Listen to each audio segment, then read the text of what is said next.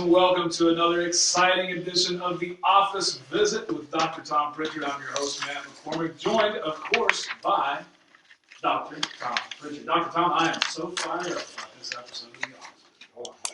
He'll take cream. I don't want any sugar in mine. We've got the receptionist, ladies and gentlemen. Thank you. Very cool. Hey, what a great time I've had so far on the second season of The Office Visit. I know this episode especially is something I have been looking forward to since we began. Absolutely. And I share your enthusiasm, Obviously. Tom, because we are going to talk about the wonderful women of wrestling. Not divas? Not divas. Oh. We're talking about female wrestlers. We'll talk about some divas too. Okay, great. Let's talk about let's go back and give us a little history on women's wrestling. Tom, how did it fit into the? You know, I'm not sure about the very beginning of women's wrestling, how it became, but I'm sure it evolved from women coming around, hanging around. I know the fabulous Moolah has to be one of the most famous of the old school wrestling women wrestlers because she started out as a manager, valet, what have you, and of course you had Mildred Burke, also one of those old school wrestlers who wanted to get in a man's business. And you have to ask yourself, or I have to ask myself, why in the world would a woman, especially back then when the mats were dirty, it was a filthy, rotten business, and some of the buildings you would go to didn't even have showers, and just the conditions of what wrestling was back then really is incomparable to what it is today. You know, back in the old days, there was a guy by the name of Billy Wolf who used to book most of the women wrestlers. In fact, all the women wrestlers back then. And Billy Wolf was a famous promoter from the 40s and 50s, I believe. And that's where I think the attraction of female wrestlers came into play.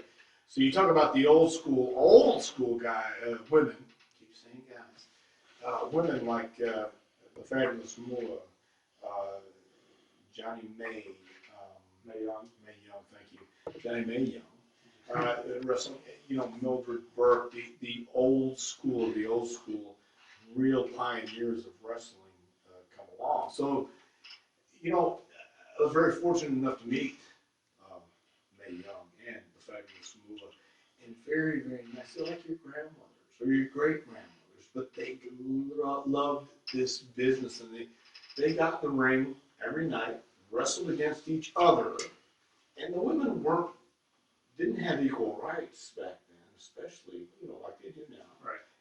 And would get paid what they got paid, but did it for the love of the business. So you have to admire that, but you also have to ask yourself, what in the world could they be thinking? Because it was not an easy business for men, and a lot harder for women. You got to think of the unscrupulous promoters, the guys who are always looking for something a little extra that night. You know what I mean? I don't know how they did it. And Moolah ended up being kind of a pioneer as far as you talked about the one guy, the one promoter that would book the girls, but Moolah ends up being kind of like the godmother of women wrestling. Yeah, but only she had a house in South Carolina where most of the girls stayed at one time, and she was a mentor. She was a voice and a shoulder to cry on.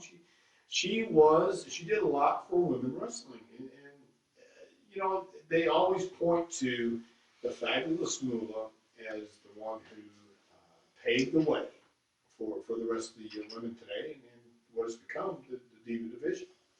And Moolah and Mae Young stayed active literally their entire lives. Yeah, and what a great way, to live your life on your terms, be able to be in a business that you absolutely love and be respected and looked up to by the number one company in the world, the WWE.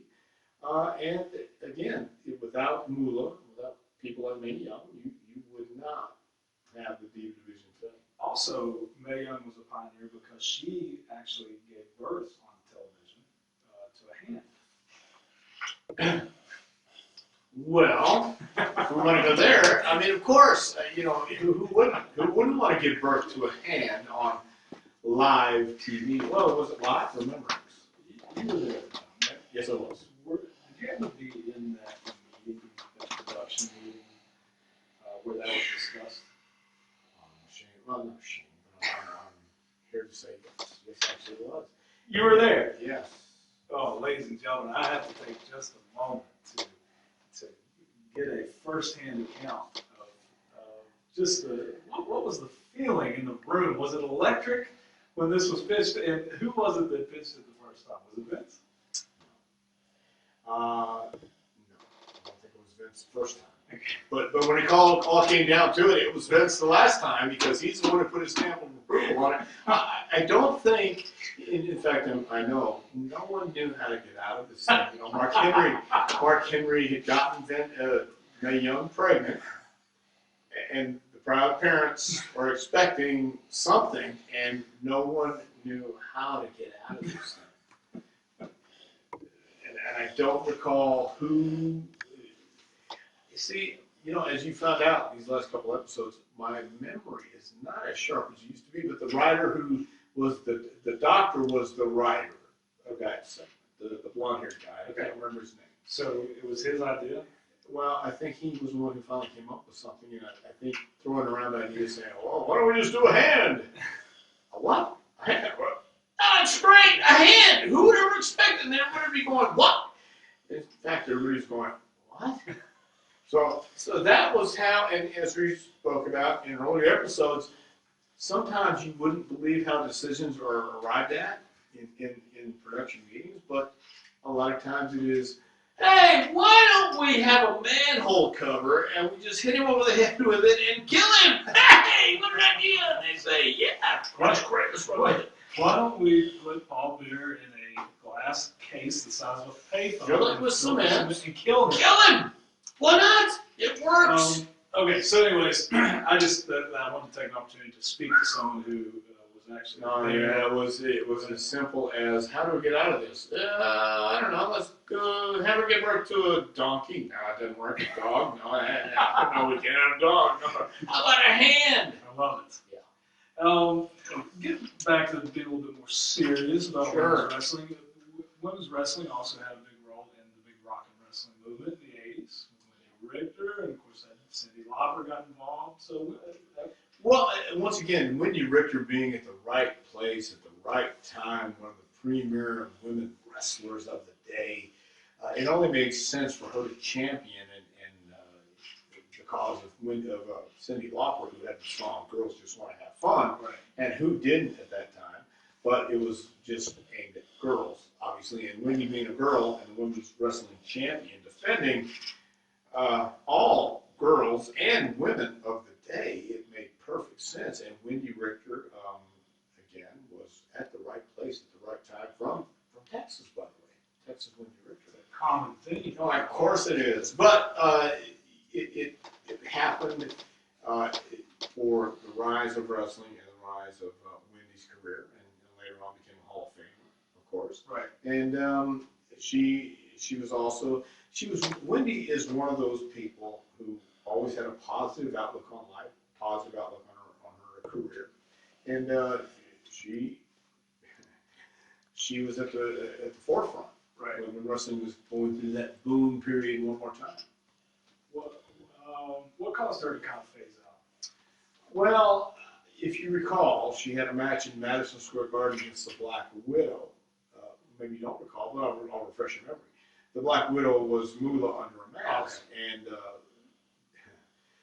once again, here's one of those stories only in wrestling.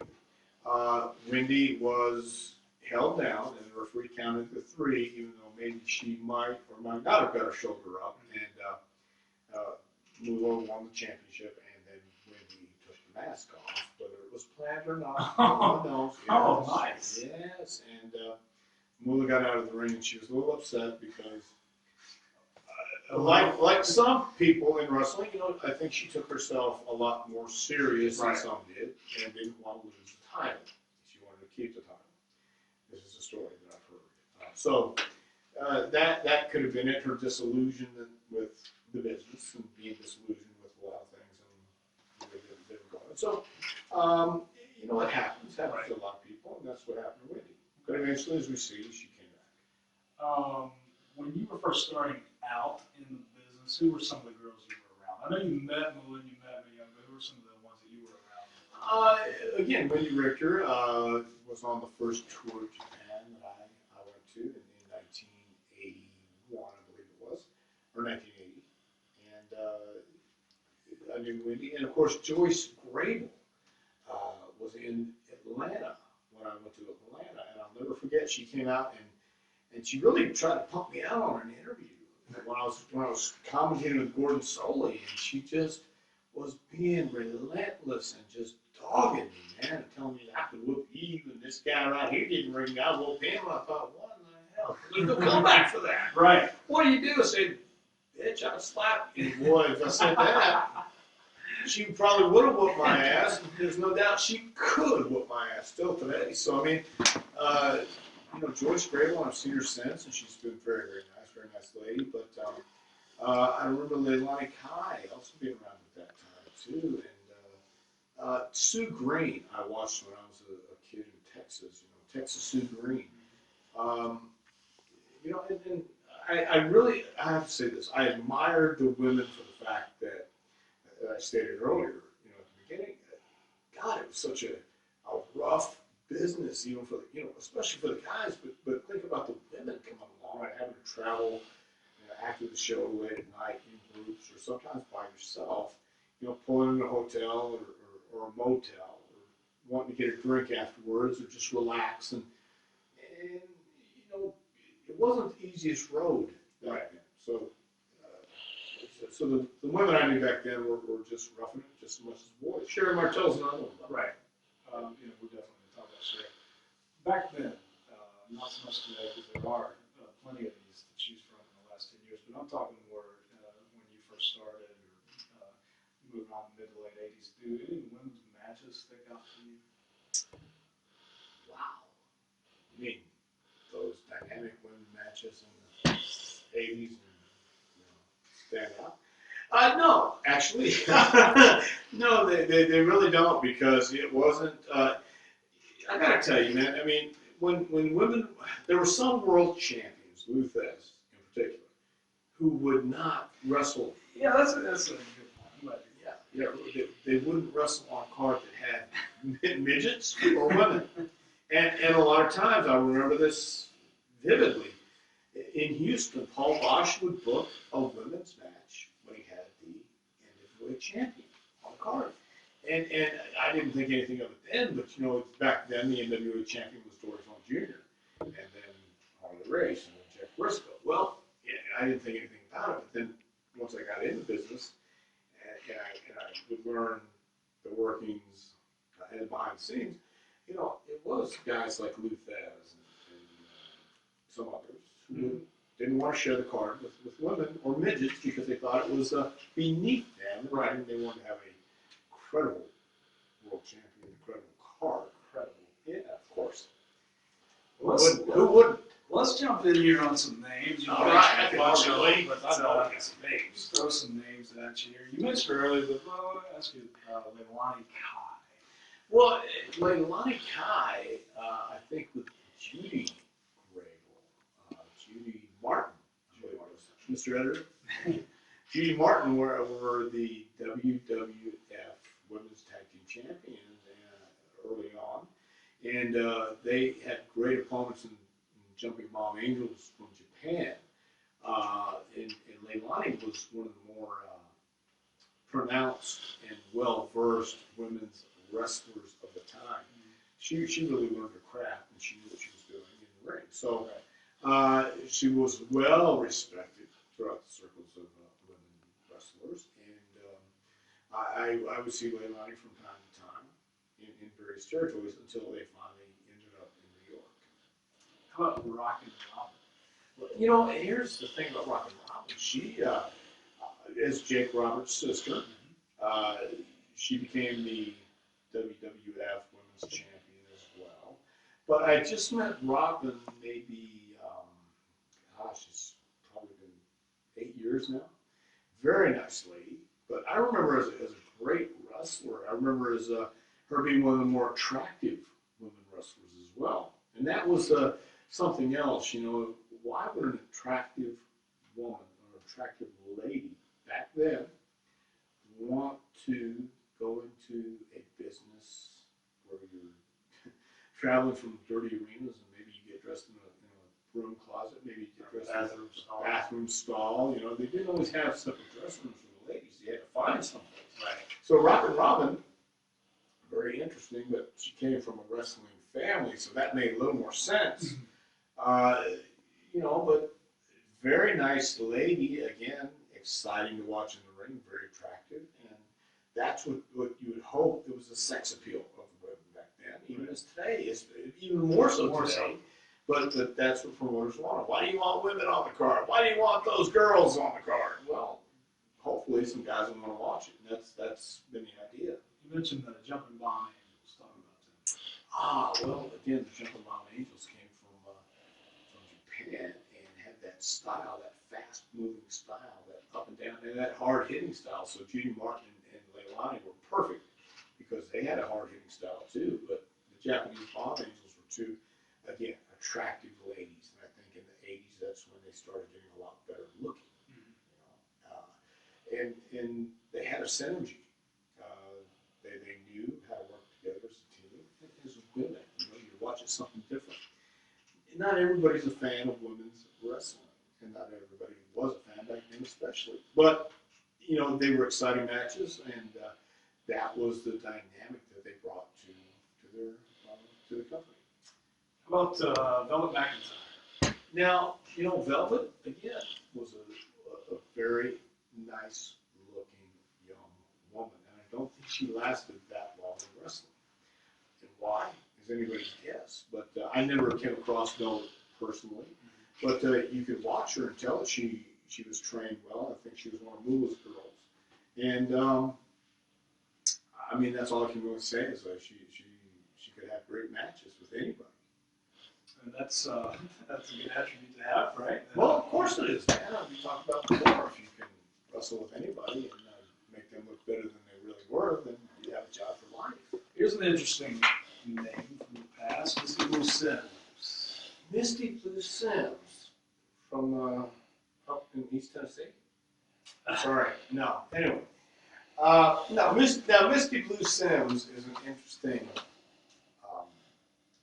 No, he doesn't need coffee now. We'll wait. Something a little stronger. Misty, keep it over there. Is that? No. Is that yours? Okay, that's Misty Green. That's Misty Green. No, Misty Blue Sims. Very interesting young lady because she had a prior profession that fit right in with wrestling. Right. And she would send her audition tapes to various promoters. And I heard that's how she got booked in a lot of different areas. Yeah, I mean, and she, yes. if it came down to getting screwed, that sometimes it would happen. Well, you know, it does happen. On your money or... Yeah, it happens in this business. You get screwed up and down a lot of times in wrestling. So Misty Blue was an attraction, and I thought that you know, for her look, she did quite well. She had the whitest teeth I ever came across. What? She liked necklaces. Anyways, Medusa. Let's talk about Medusa. Ooh, man. You know what?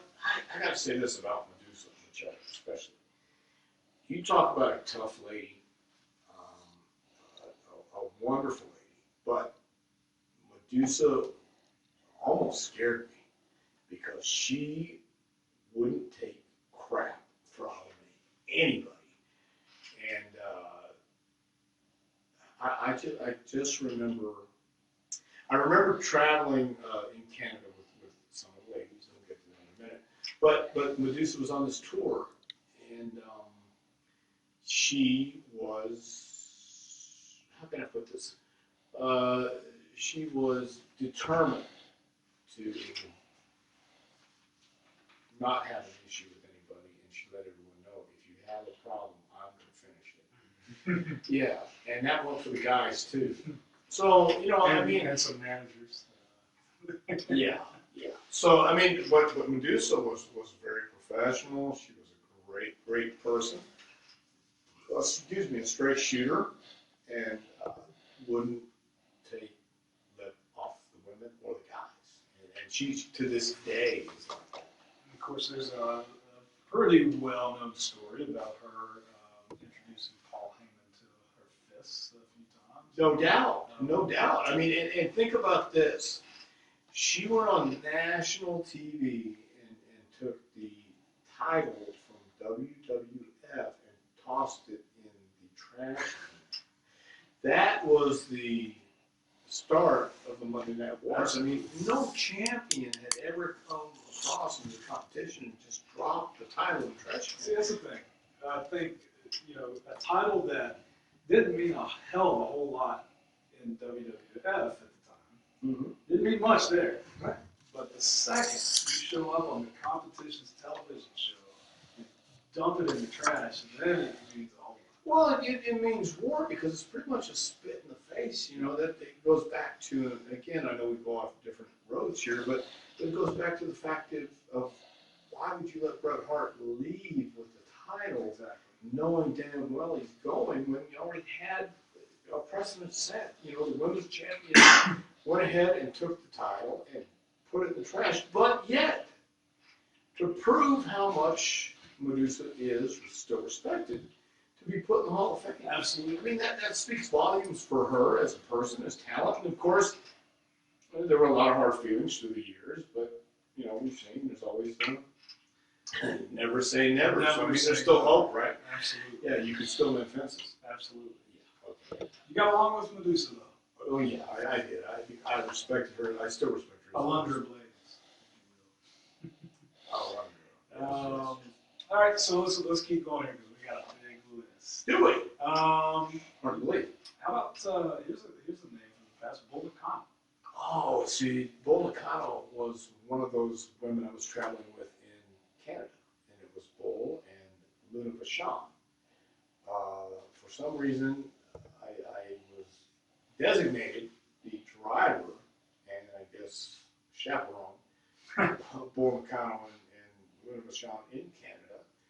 I believe this was close to Calgary. I'm not sure exactly which cities we traveled to.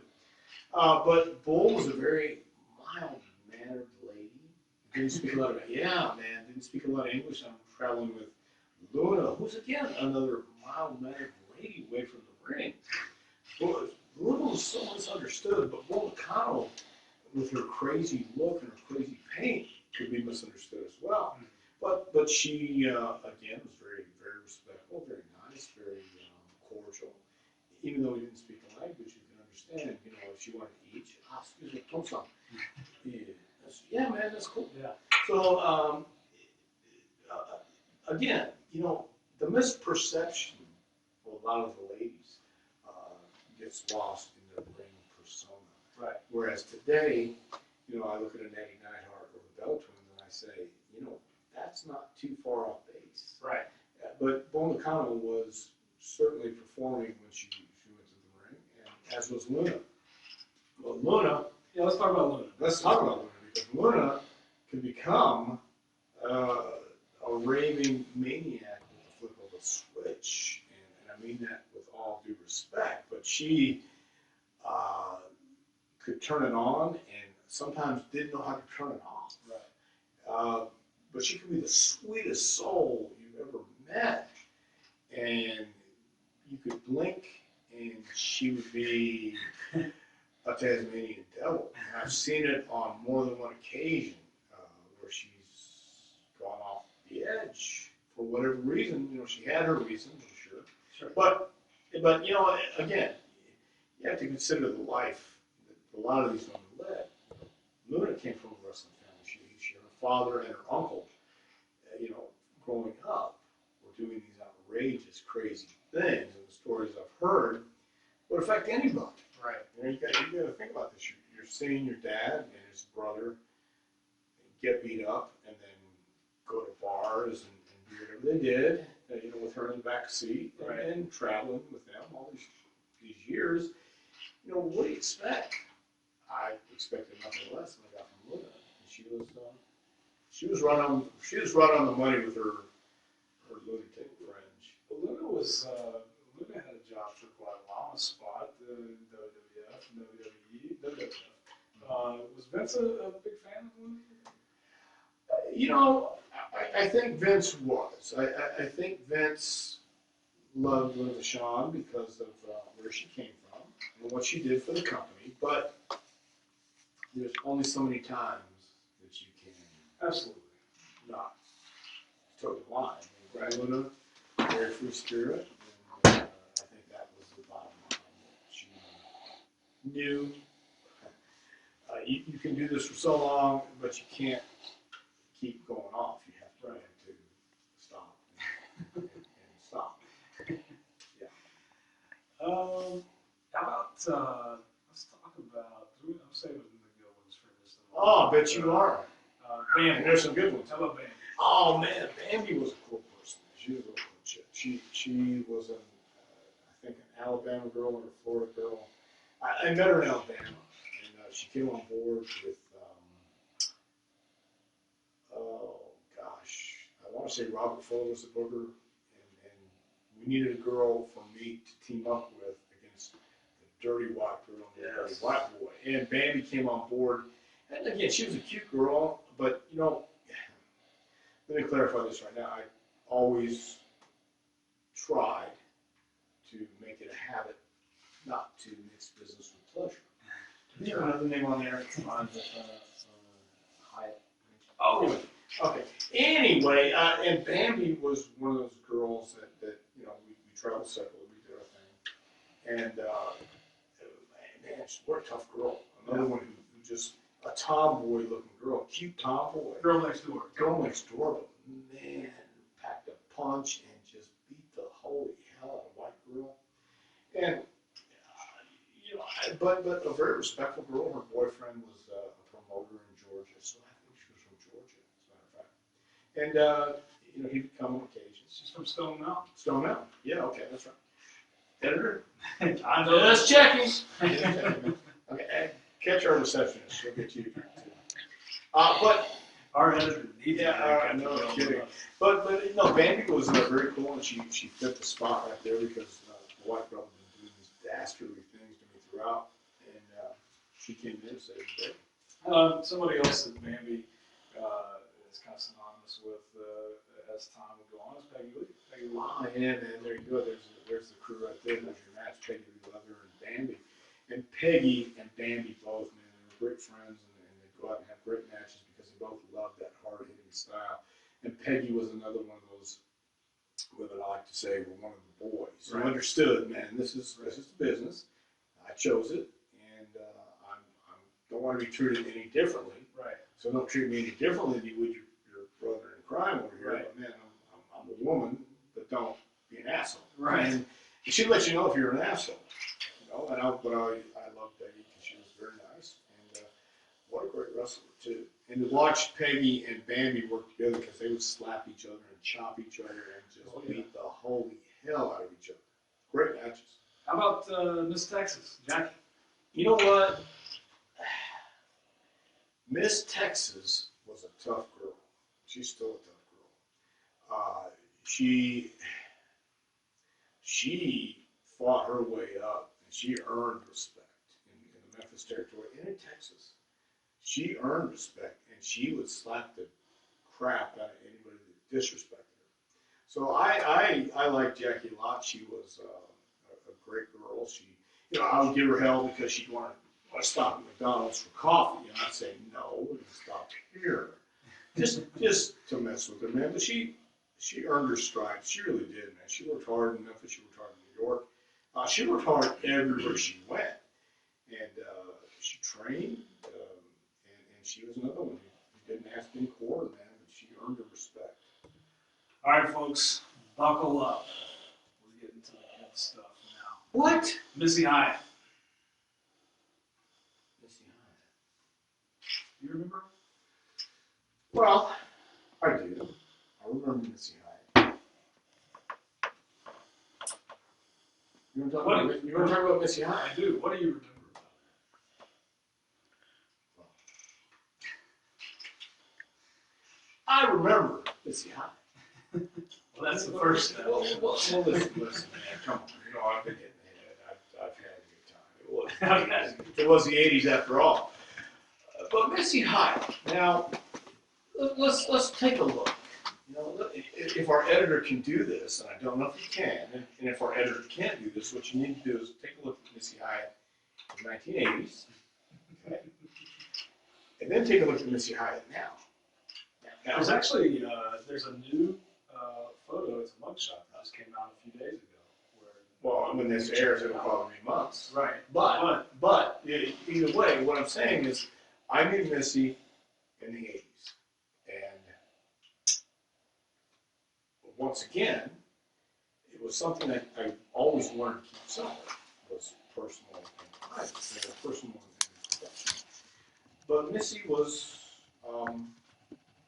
she wrote about it in her book. That's the only reason I'm even saying anything about this. But sure. Missy made the point to let me know she liked my company. And so we had company a couple times. But, you know, Missy was definitely... So we had company. Yes, we did. We kept each other company.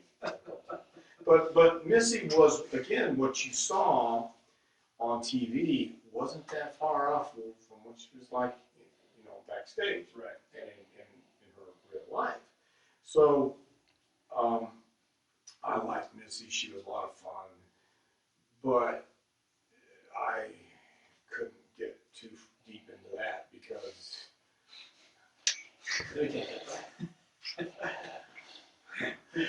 I could have got deep into that, or I did get a little too deep into that.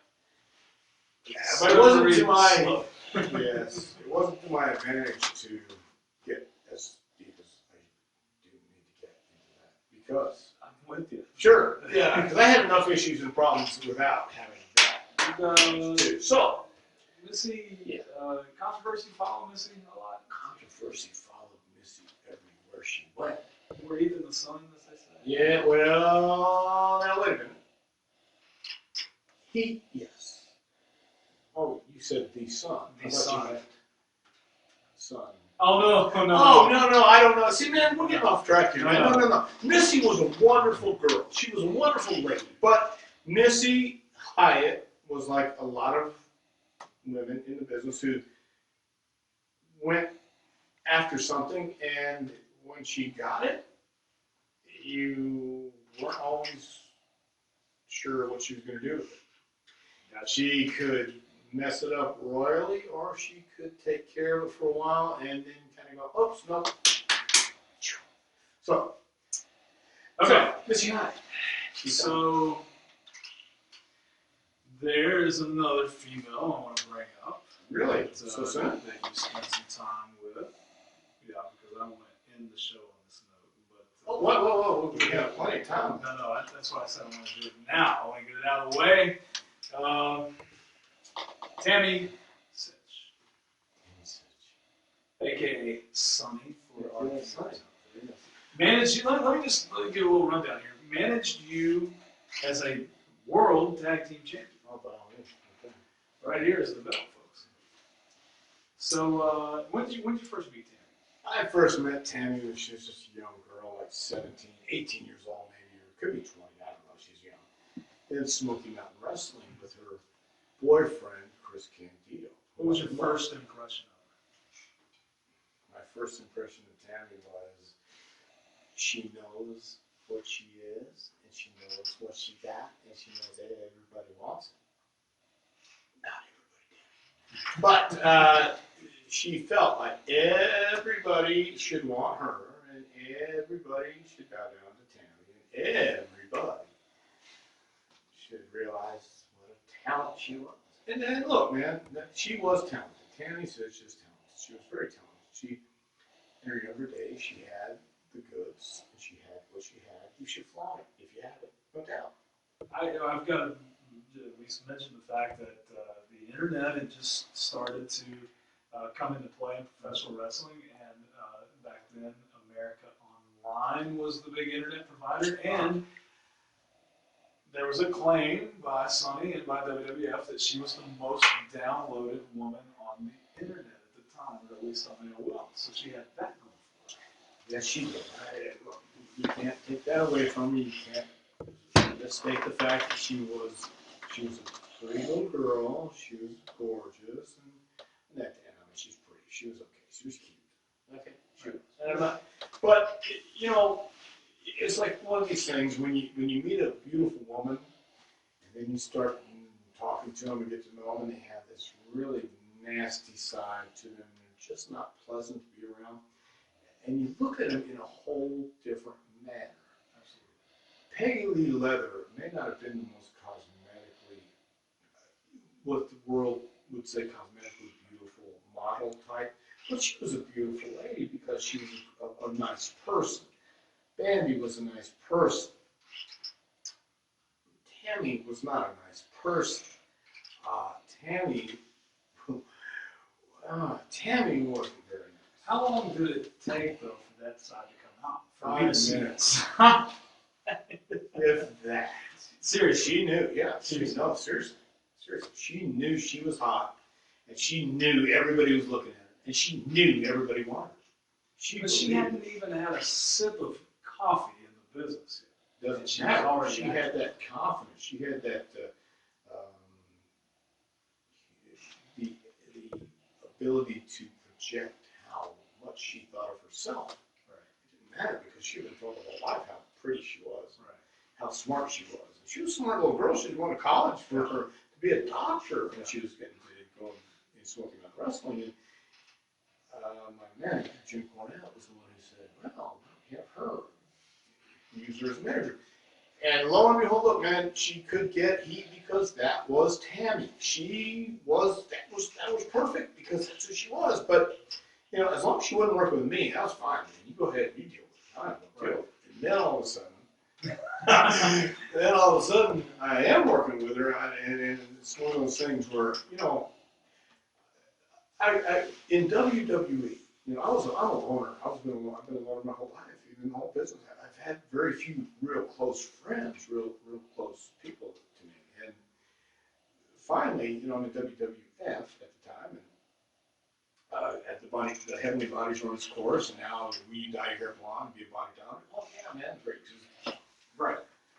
Well, you know, I'm still a loner, but now, you know, hey, I love Chris Candido. He's a great kid. He loves the business, and I respect him. And he's gosh, man, no nicer guy than Chris.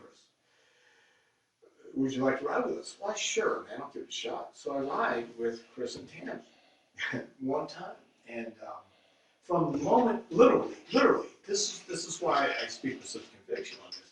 From the moment I got in the car, Tammy didn't stop bitching at Chris. Didn't stop telling him what a dumbass he was. Didn't stop telling him how stupid he was. Didn't stop telling him where to go, what to do, when to do it, how to get it. Literally. And it was like an 80-mile trip, and it felt like 3 days. And when I got to the town, I immediately went to Henry Godwin, Mark Canterbury, and asked him who he came with. And he'd come with the Undertaker. And I asked if there was any way I could ride back with him, Taker, and Tex. Phoenix. And they said yes. I told Chris, I can't do it. I can't ride back with you guys. I can't take this. Did Chris understand? Oh, Chris understood. Chris got it. Chris understood exactly. And we went to the ring, and I dressed somewhere else. Chris dressed somewhere else, and it was just business. But my God, you know, look. I mean, I'll be civil to Tammy today, but during that time in WWF, she was not nice. I mean, it's well publicized that she did things with other guys, and she did. She admitted it. You know, she admitted it now. Right. And Chris is gone. Chris has been gone for 10 years. And she admitted it. But I mean, I Chris saw knew, this. though, right? Chris had to have known. He never came out and said anything about it, but he had to have known. You know, and they were separated one time. I get all that. But that's just one thing. I have no respect. I have no use for Tammy. Again, I'll be pleasant to her. I'll be civil. But Does any of the blame fall on the police? Of course. Say that? takes two. But I mean, she was not shy about flaunting it. I mean, there was one huge, it's the office visit. I can tell whatever stories I want. Absolutely, of course. One huge story that really was another turning point for me, tipping point, was we got off the plane somewhere in Canada again, and we're riding on the rental car bus to take us to the rental cars. Or maybe just the hotel. Might have been just straight to the hotel because we didn't need a car. And however it worked, some of the guys were making remarks to Tammy with Chris sitting right there. How disrespectful was that? But the guys who were making the remarks were untouchable. And what's Chris going to do? Right. What's Chris going to do? Right. But Tammy could have said, hey guys, I don't appreciate that. But no. She fed right into it, right, and flirted right back in front of Chris. So, as we got to the hotel, we went to our separate rooms. I came down to the restaurant, and there's Chris by himself. Tammy's up in the room. I sat down and talked to him and explained to him that I thought it was pretty shady what Tammy did. And we stayed there for about 45 minutes, and then we went up to the room, and I was going to tell Tammy the same thing. And when I did, she went off on me, telling me, what about me? What about me? Well, what about you? It's not about you. Right. It's about you guys. It's about Chris. Right. Well, that was the end because she didn't want to hear it. It's about her. So, I mean, cool, man. She made her career. She's in the Hall of Fame. Great. Good for her. But I saw the nasty side of Tammy Sitch. And whether she's changed or not, I hope she has. I know she's been through some tragic things in her life. Whatever happened to make her that way, I understand. That's her. But I don't have to deal with it. That's the best part. That is the best part of it, man. I just remember those times. That was not a good time in my life. So, real quick before we move on, is that something that bothers you? That, I mean, I'm looking at it, World Tag Team Champion, WWE. Tag team champion, it's a big deal, but it feels like you couldn't even enjoy it. Well, no, I really didn't enjoy it because the tag team division was what it was at that time, but also it was bittersweet because I love Chris Candido. Chris was one of the greatest guys in wrestling. He loved wrestling. That's all he lived for. But every time going to the building, it was a dread in my eyes. It was a dread in my walk. George Steele came in one time and said, hey, let's not tell everybody our problems. I said, what do you mean? He says, you're walking behind when you go to the ring. Don't tell everybody our problems. I mean, Chris and Tammy would lead, and Chris and I'd just walk way behind, not listen to it, not hear it, because it was every single night. There wasn't one night off. Every single night, she never stopped. And the only time maybe the only time she did stop is when she was doing something else with somebody else. So that's my feelings about that. And that's all you have to say. And that's all I have to say about that. Let's talk about a couple years later, the Attitude Era in WWF at the time. You had girls like Sable. Yeah. Well, I had no issues with Sable. During the Attitude Era, I was an agent. Had the women, you had Trish Stratus, you had Sable, you had Lita, you had Stephanie McMahon, you had Kat, you had, I'm trying to think of who else. Oh, Chyna. I had no problems with Sable. Some people would say she's not a nice person either. They might say she's in the same category as Sunny, but she was always nice to me, and she didn't flaunt it around Mark Merrill, who was her husband at the time, and she seemed more classy. Right. I know Sunny did not like Sable because she probably was classy, right. And she carried herself a lot classier than this little girl did. Sable was a woman. Tammy was a girl still, and thinking she was this. Anyway, Sable was always good to me in my eyes. I never had an issue. How about somebody else you mentioned, Trish Stratus? Trish was a blow, man. Trish was, and again, class. Trish wasn't trained as a wrestler before she came I think Ron Hutchison trained her son. Yeah, she did. And she came in, and she was athletic, and she picked this up pretty good. She was she was a pretty fast learner, you know. So she knew her stuff, and she was a talent. How about Lita? Oh man, yeah, Lita was cool. Lita was just that rock and roll chick, and she knew what it was. It was rough and tumble, and she had it. Yeah. She knew what she was doing too. Yeah, but and they once again they had no pretentious feelings either way. They knew they were women. They knew they were going to be looked at. But it was like, okay, but let's do business first. Let's talk. Let's get out of the way. Whereas Sunny, I keep going back to that. But whereas some of the other ones, Sunny, who wanted to let you know how hot she was first, and you better recognize how hot she is. I don't care if you don't talk about this much or not. Do you know how hot I am? Have you seen me? Like, look at me. Oh, and if you don't think so, I'll go tell him, and I'll get you fired. So anyway, that was the difference. I mean, Trish, Lita. How about Molly Holly?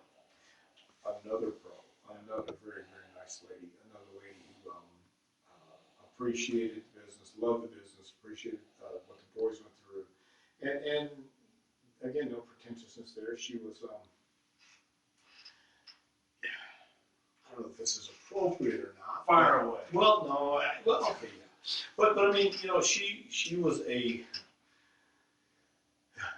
virgin up until the time she got married. So all the time it didn't. That's a novel concept. That's exactly right.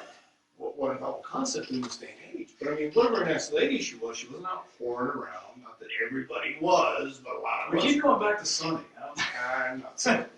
but the point is, you know, here's a woman surrounded by this testosterone, surrounded by these guys who are obviously looking at her and going, hey, you know, and she, I don't remember ever seeing her at the bar, but I wasn't at the bar that much myself. You know, I was hoarding all that stuff for me. So here's this woman in this world who's holding on to the most precious thing she has. You know, that is a novel act. It's a novelty in itself, man. I mean, but what a great lady. Yeah. So, wasn't too long after that they were alluding to her big fat ass on TV. What were you doing? Molly Holly was great. Yes, she was. No, I just, you know, again, she was a wrestler. No, she was a It was just wrestler. tough. It was tough to hear that stuff there later on, where they would call her fat and never. But that's the thing about. But she did it. You No, know, did it with everything on. Once again, that's the thing about WWE. When you get on that side of the fence, then you know we have women like Mickie James, who I thought was gorgeous. I thought Mickie was a wonderful, great looking lady, and they come out with these nasty Call her a comments. pig. So, but you know what, man? I mean, that hopefully the company is learned. You know, I'm sure she probably didn't have a problem picking up men still, though. Oh, I don't think whatsoever. Not at all. No. How about some girls today? The Bella Twins. They're a pretty popular subject. Okay, well, here's the thing about the Bella Twins. I remember their first day in Tampa, in FCW. We had yet to get a building, so we were training. We had a ring set up in batting cages in Tampa. Yeah. Waiting to get a building, and again, it goes back to the developmental system being a different animal today than it was back then. But they were 20-year-old models, never wrestled, didn't have a clue. They came in, and I remember Steve Kerman and I both saying at the same time, what do you expect us to do with these guys?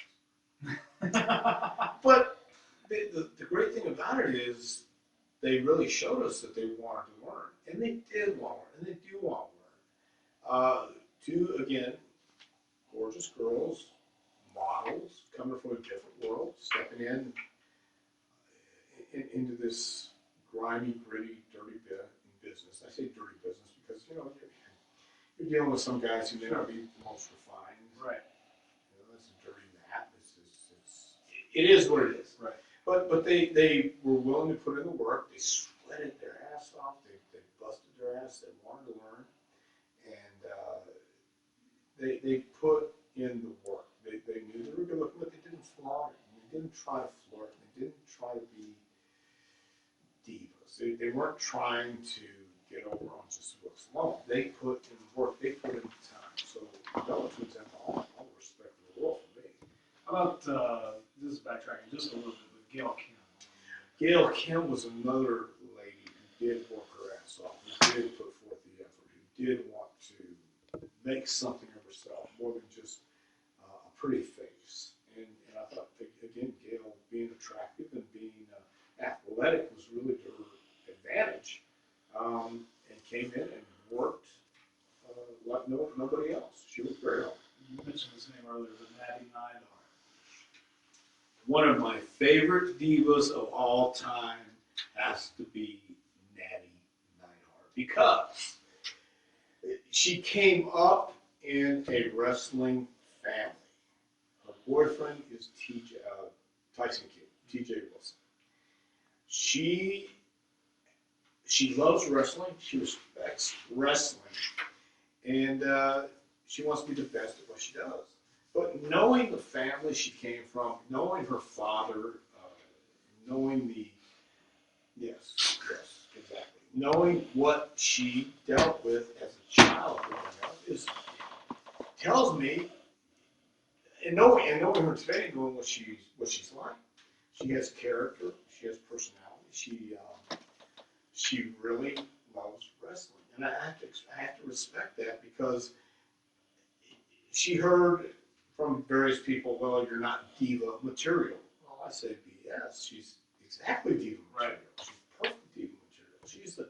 She's the one when in Tampa, we would put together diva matches, and I would say Natty is the leader. Listen to her, because she does know how to lay out a match. She does know wrestling. They don't always want the divas to wrestle. More so now today than they did then. They do, but Natty and TJ would wrestle and learn from each other, and what a great combination. I mean, I don't think she could have found a better guy than Tyson Kidd, and Tyson Kidd could have found a better woman than Natty, because they both love wrestling. That just, sometimes that works, sometimes it doesn't work for them. How about, this is someone who recently retired, AJ Lee.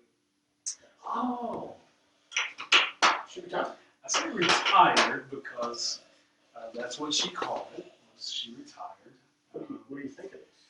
Well, I think it is because of the obvious animosity between her husband and the company she worked for, and I think if you retire, that is a way out of the contract. Well, let me tell you what. But you can correct me. Oh, I'm not correct. I just might add. No. Let me tell you a story about AJ Lee. Now, in FCW, we had some various females. Are you familiar with Oksana? Do you remember Oksana? I think she was in WWE. She had the black hair. She went from black to blonde. And, she was a kind of a Russian chick, but before Lana, and she came from FCW. And I don't recall everything she did in WWE, because she wasn't there that long. But there was a party in Tampa. Bubba the Love Sponge had a party. It was a morning party on his radio show, and we were sending some of the stars from FCW to this party across in Clearwater Beach, and we sent Oksana and AJ. Well, when we sent this other big guy who was no longer with the company either, and just a big giant guy who I felt was a mistake. I didn't know anything, but he was a mistake. He's no longer there, and he proved to be a goof. But that's another story for another time. We sent AJ and Oksana. Bubba the Love Sponge people zoomed in on Oksana. Had nothing to do with AJ. Didn't see anything in her whatsoever. I had a feeling they were wrong. A few of us had a feeling that AJ was special. Something special. She was something special. She is something special. Whether right or wrong, she had that confidence. And when she got up there, she proved that she was more over than Oksana, more over than a lot of the divas at the time. I respect AJ because she put in the hard work, and she loves wrestling. And to know her backstory, to know what she went through as a personal